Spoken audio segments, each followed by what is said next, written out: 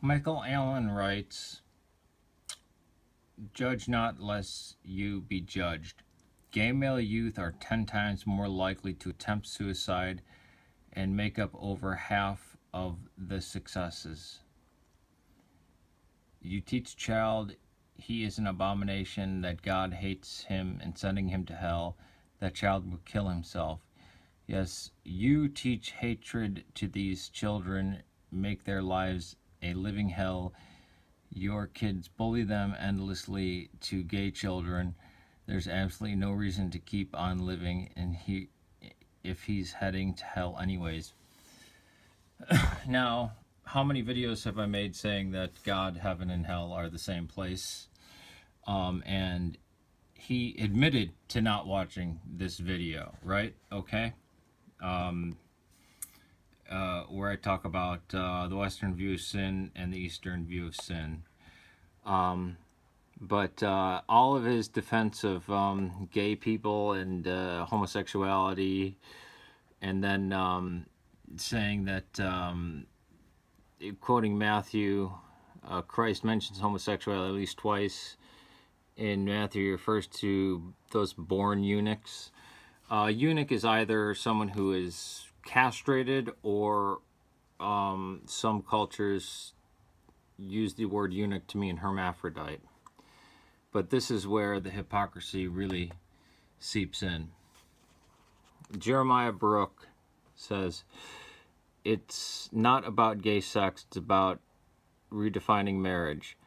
And then Michael Allen says, "I have a feeling when it comes to you, it's mostly about gay sex. Yes, please make another video," speaking of me, "so that you can try to convince yourself you're not gay at all. However, when you finally grow a pair of balls and deal with being queer, maybe then Jeremiah Baruch will have grown a pair too, and both of you can go to dinner and figure it out.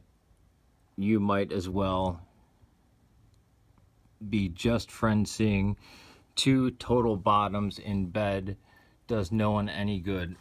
So he's a bully.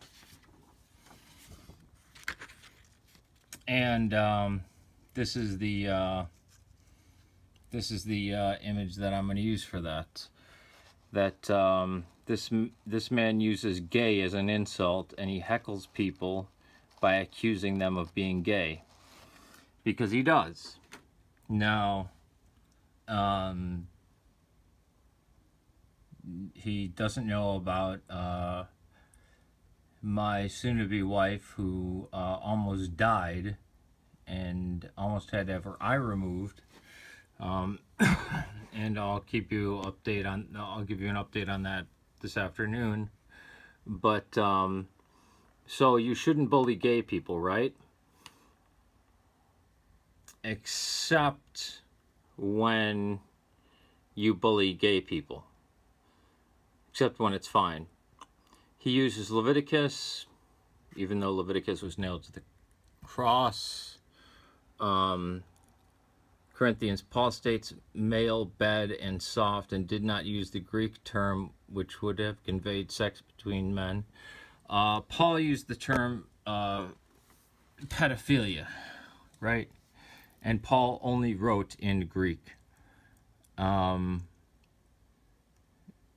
The passage condemning homosexuality is about 100 years and has at least been translated throughout the ages to mean everything from masturbation to pedophilia to pimping. No, we have actually 5,000 copies of Paul in Koine Greek alone, manuscripts, not printed edition, 3,000 in Syriac, almost 3,000 in Ethiopic, 10,000 in Latin.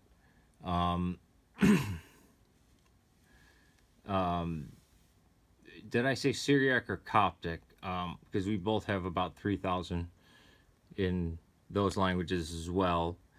And as for Christ mentioning homosexuality, so does he believe that homosexuals are